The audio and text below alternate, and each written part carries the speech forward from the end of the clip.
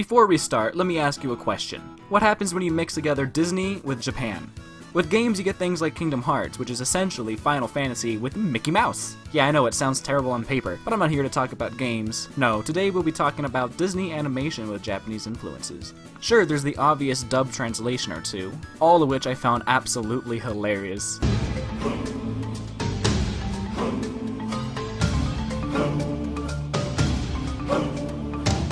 Hyena no chie nado. こいつがもっと若い時だかやるじゃねえかありがとうありのままの姿見せるの No! So what if I told you that Lilo and Stitch had an anime spin-off series? No, real, some Japanese studio somewhere thought it would be a good idea to take Stitch and make him into an anime character, and then confusingly dub it back into English? What is this? You do realize that in order for this to be a thing, someone had to sit down, watch Lilo and Stitch, and think, well, yeah, that's good, but it needs a bit more anime. So without further ado, I give you the English dub version of the Japanese version of an English cartoon show simply titled Stitch, with an exclamation point.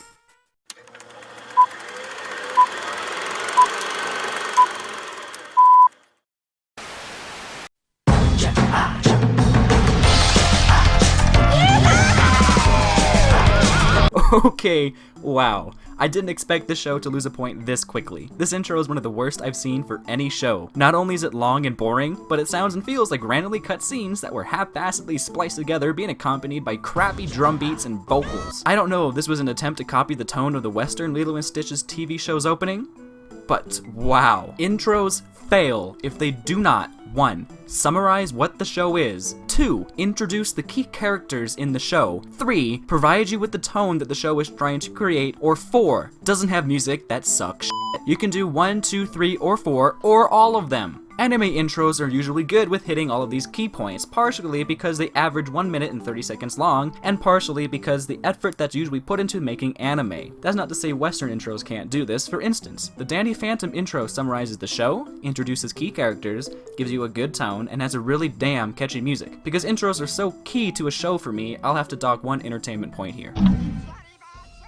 Alright, let's see how episode 1 is. So, apparently, Stitch has left Hawaii or something and is being chased by a fleet of space police. It would seem that Stitch is going on some rampage or whatever because Lilo got a boyfriend and no longer gives 2 ohanas about Stitch. Please begin to stop destroying random planets with Jumba's new space scooter.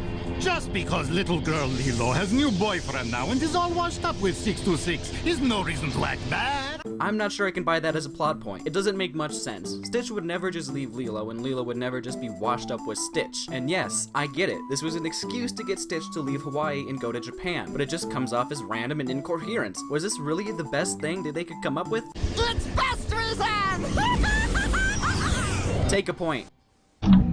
While Jumba continues his chasing of Stitch, we cut to obviously not the bad guy incorporated. Inside is Gantu and that sandwich making experiment guy. Now would be a good time to talk about the voice dubs. It's an affront to nature.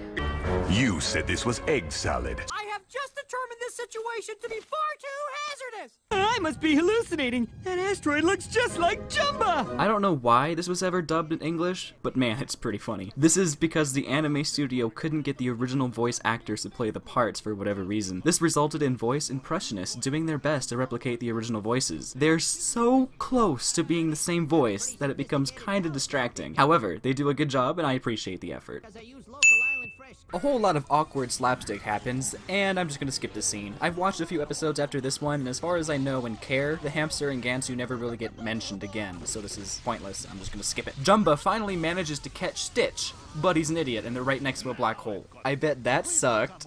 Get it? Anyway, they get sucked in and Jumba spews some Star Trek science to explain what the hell is going on here. This big black hole could carry us anywhere in time or space. Even alternate universe 606! Long story short, Stitch gets thrown into Japan, and Jumba gets to rot in the orbit of some distant crap hole of a star system, apparently with Pleakley. Why not? There's not much to say here. Stitch just does his "oh my god, what a strange planet" routine, just like he did in the original movie, except in anime style. Kawaii! And this is where we meet Lilo. I'm sorry, I meant Lilo. I'm sorry, I meant Lilo. I'm sorry, I meant Yuna. How would I summarize this character? Well, she's pretty much Lilo's anime doppelganger, although she looks and acts a bit older than Lilo. Her dress is kind of the same though in its pattern. Extremely the same. Instead of hula dancing, Yuna likes to do karate. Obsessively. Way to fight those stereotypes, Japan. In all honesty, she's a pretty okay character with a decent personality, and this guy, on the other hand, is very much not. He's pretty much every anime nerd stereotype character rolled into one annoying package, right down to the hairstyle and glasses. But we'll get back to him, don't worry. So apparently Yuna runs a karate dojo made up of... Wait a minute. I've seen this before! The fat one, the tiny one, and the anti-social one, I guess. Any show that can make me think of my favorite show ever deserves a point. Where was I? Oh yeah, this character. I'd rather not have to explain why he annoys the crap out of me, so I'm just gonna play a montage of his lines for you to see yourself. Prepare your body.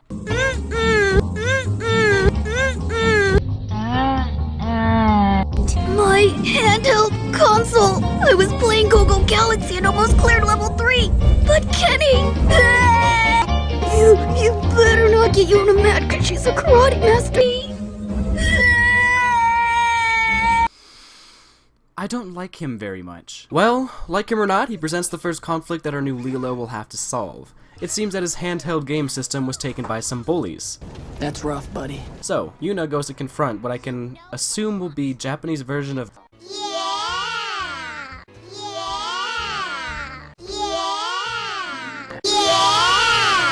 Anyway, Yuna confronts the hardcore gang and intimidates the bullies into giving back Taro's Sony Game Boy Vita. I don't know, it's pretty generic. She then insists that they apologize to Taro.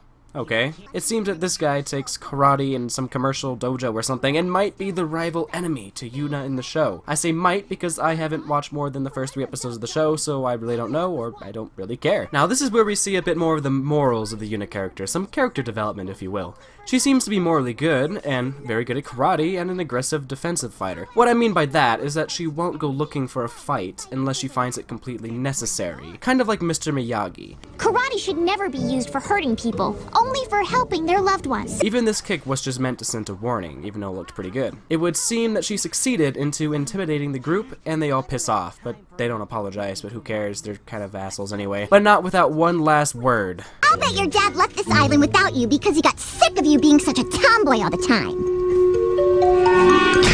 Oh damn, those be fighting words. She gonna get some— Oh, Yuna breaks this chute, which turns out to be sugarcane, offering some to Blondie. It's sweet. Unlike you. I can only imagine how this would have gone down with Lilo. You'll never be like your mom.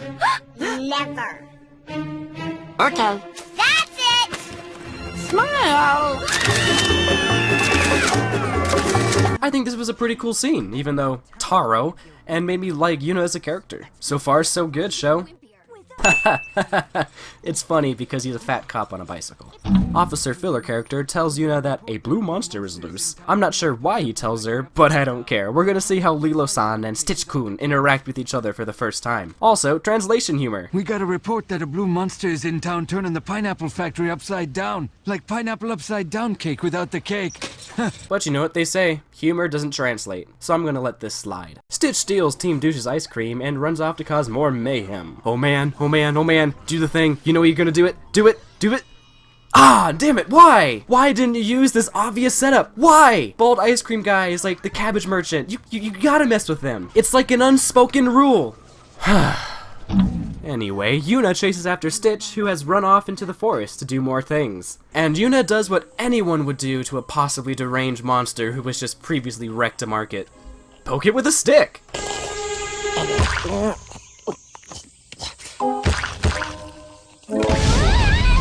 They fight for a bit, but not too long. The show moved on to the next scene before it got annoying, and the fight was actually kind of fun to watch. That's good pacing. I like that. Good job, show. They tumble down a hill, off of a cliff, and into a river. Yuna saves Stitch's ass, and Stitch returns the favor while they climb back up. Isn't that sweet? But oh no! Rain! They hunker down in a cave, and the atmosphere here is pretty good, actually. They have a moment, and it's sweet. I didn't expect that. The sun comes up, and it's all fine. Then we hear this line. You can't rub your belly button because you don't have one. That's probably what makes you act up. What What does that mean? I'm gonna guess something got lost in translation there. So Yuna asks where Stitch came from, and Stitch replies with space and Hawaii. That's accurate. They then come across what they call the mysterious stone. In some exposition, Yuna basically tells us that the show will have magic and spirits in it. Huh.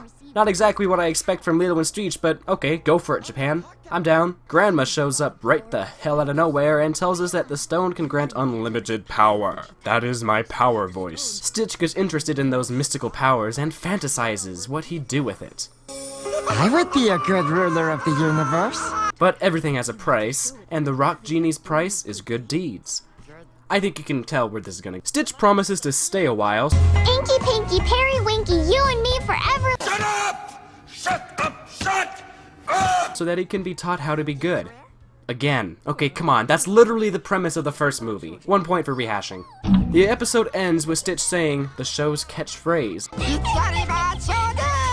which apparently is an Okinawan saying, meaning, once we meet, we become brothers and sisters. I'm guessing this is the Japanese version of Ohana, so I mean, that's cool, why not? So how did I like the show? Surprisingly, I thought it was actually pretty good. The first episode at least had me continuing the series for a bit. I would definitely recommend this to a friend, and I do plan on finishing it sometime when I'm not so busy with other shows.